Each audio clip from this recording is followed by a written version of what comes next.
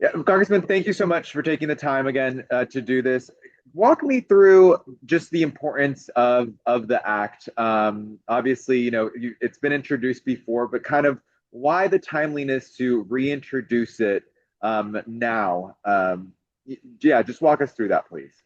Yeah, I mean, it's been introduced and passed the House twice before. We're going to bring it back now. We've got 120 co-sponsors. We're going to see if we can move it forward now. But I think it's interesting because what the Trump administration's been doing with the National Guard, essentially militarizing law enforcement in cities like Washington, D.C., Los Angeles, and I guess Memphis is up next. We need to make sure that we get actual real police on the street to make sure that we have people who are trained in law enforcement and know how to do it the right way, but also to make sure that they do it in a way that's consistent with constitutional and civil rights and doesn't involve excessive force. So the George Floyd bill is aimed at making sure that police are allowed to do the work that they do to make our cities safer, but if they do it in a way that doesn't use excessive force or violate the rights of any people on the street.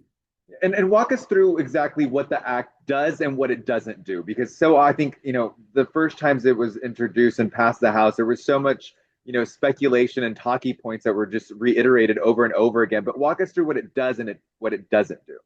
Well, there's a whole range of things that it does. I mean, for example, it deals with eliminating chokeholds, no-knock warrants in drug cases, things that have led to very, serious violations. In fact, Breonna Taylor was killed on a no-knock warrant where it proved to not be necessary. And then there are other issues that deal like a national registry to make sure that if a police officer has been, using excessive force or violated conduct or been fired at another police department, other police departments where he might apply to work know that about that history before they make any kind of decision. So there's a whole range of things that it does to try and help address those kinds of concerns. And the other part that I think is very important to make sure that the Department of Justice is available to work with these departments to help them improve their practices and the way they manage their police officers and conduct policing on the streets. I've found over the years that consent decrees have been a great way to help police departments improve their practices, move away from excessive force, and get to more effective and safe policing. Congressman, you kind of touched on it, but what do you think has improved since the killing of George Floyd in terms of policing nationwide? Well, it's been kind of a mixed bag. I think different jurisdictions have had success and others haven't. Prince George's County, for example, had a long history of police excessive force dating back to the 70s. We've been able to move out of that, in part working with the Department of Justice in a consent decree about 15, 20 years ago. But I think we're a good example of how that sort of effort by the Department of Justice, local law enforcement, and local elected officials and people in the community can help to address concerns, make sure that the department moves in the right direction, but also make sure that, crime is addressed, that police officers' hands aren't tied behind their backs, and they can still do the job that we need them to do. There are many cities around the country that have done that, but as the Tyree Nichols case in Memphis reemphasizes, not everybody's there, and we still have a lot of work to do. And I think it's important for us to try and find ways to move that agenda forward because it's important to have safe policing in these cities. And we've got crime as an issue, violent crime in many cities across the country, but we've got to address it in the right way. Congressman, with Republicans controlling both houses, how likely is it that this will advance this time around? Yeah, I mean, we got our tough sledding ahead of us for sure, but I think it's critical for us to keep trying to make sure that we advance this agenda, that we move this bill forward, try and continue to address these problems. The other issue is the Department of Justice under President Trump has turned a blind eye to these kinds of problems and actually moved away from efforts, consent decrees to work with cities who are trying to get better on this front. We need the Trump administration to step up and be a strong and effective partner on this front as well. Congressman, let's shift a little bit over. We can't ignore the political violence that recently occurred. I mean, obviously, you've been very outspoken, especially against the Trump administration.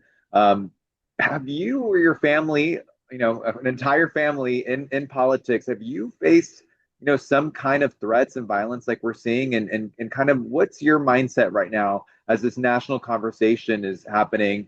in households and also on Capitol Hill? Well, I think, there's a very large issue here with respect to political violence, and we've seen it growing since the attempt to kill Gabby Giffords and Steve Scalise. You had a Democrat and Republican who were members of Congress who were shot. Both of them survived, fortunately, but the problem has grown since then. The attempted assassination of Donald Trump last year. I was on the task force in Congress that worked on trying to find ways to provide additional protection through the Secret Service for their president and presidential candidates. And I think the administration's proposing funding increases to expand protection for executive branch officials and also the Supreme Court.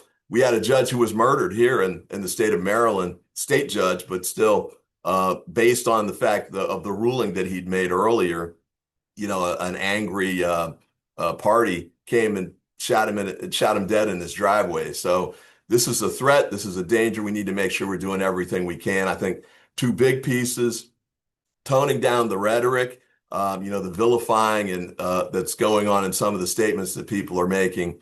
I think we need to shut that down, but I don't know that that will be enough. And a big piece that I think we have to address that, frankly, the Trump administration isn't saying much about.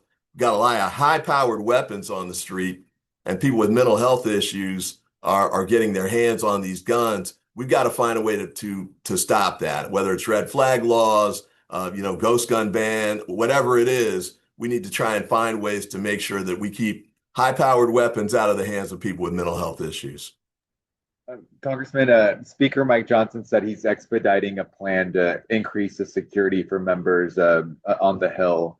Kind of what is your take? Do you think this is necessary? Look, I've been on the Hill as a reporter. I have seen just an increased presence or concern from Capitol Police, but it's way beyond the Hill, right? Do you think this is necessary as we kind of see, the violence that you mentioned just escalating, as of most recently? Yeah, I think it's a step, sadly, that we have to take. I've got colleagues who've been receiving death threats, frankly, on a daily basis for years now. They've hired their own personal detail. They shouldn't have to do that with their own dollars or even out of their campaign accounts. There ought to be protection for them that's provided because the death threats are coming, because of the job that we're doing. We ought to have protection to help address that to the extent possible. I realize there's a limit on resources. People aren't going to have round-the-clock protection and that sort of thing. But it makes sense to try and take reasonable steps to limit the risk as much as possible. And the last question that I have for you, you mentioned kind of, bringing down this rhetoric that we're hearing right now and the finger pointing. Obviously, as elected officials, they have a responsibility, but just for people at home also that are navigating social media, misinformation, and all this stuff. What's your message, for people at home that are kind of navigating bits of information, this interest in the recent killing of Charlie Kirk, and are even having these debates and sharing stuff that hasn't even come out of the case? What's your message to the community? Well, I think from the community standpoint, one string that we're seeing, unfortunately, is young males are frequently being radicalized by whatever they're doing on the internet, the websites they're checking, or become engrossed with. That seems to be connected to the killing of Mr. Kirk. That's also was connected with the attempted to assassinate Donald Trump. A lot of these school shootings, like the one in Minnesota, a lot of that's popping up. They're sort of romanticizing or idolizing previous school shooters. To the extent possible, parents and family can keep an eye on what their kids are doing on the internet. I think that's a big step in the right direction. And the other is some of these young people are accumulating caches of weapons that are pretty eye-popping. AR-15s and the like in the household in the hands of usually young man who's demonstrating some sorts of issues, whether it's serious mental health issues or some kind of odd behavior. We need to make sure that the families and friends are doing as much as they can to avoid the combination of those two things, because that's what's leading to a lot of these dangerous shootings that we're having now.